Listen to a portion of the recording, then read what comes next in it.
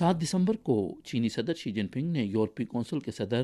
Charles Michel اور یورپی commission کی صدر ارسولا وان ڈیر لین سے ملاقات کی، جو 24ویں چین یورپی یونین رہنماؤں کے اجلاس میں شرکت کے لیے چین میں موجود ہیں۔ اس موقع پر شی جن پنگ نے کہا کہ گزشتہ سال کے آخر سے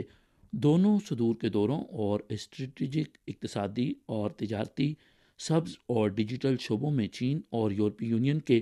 اعلیٰ سطحی مذاکرات نے بھرپور نتائج حاصل کیے ہیں اور چین یورپی یونین تعلقات میں استحکام اور ترقی کی مثبت رفتار دیکھی گئی ہے،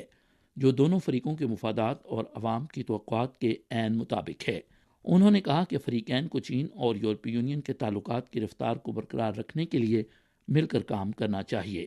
شی جن پنگ نے نشاندہی کی کہ دنیا ایک صدی میں نظر نہ آنے والی بڑی تبدیلیوں سے گزر رہی ہے۔ چین اور یورپی یونین کثیر پولرائزیشن کو فروغ دینے والی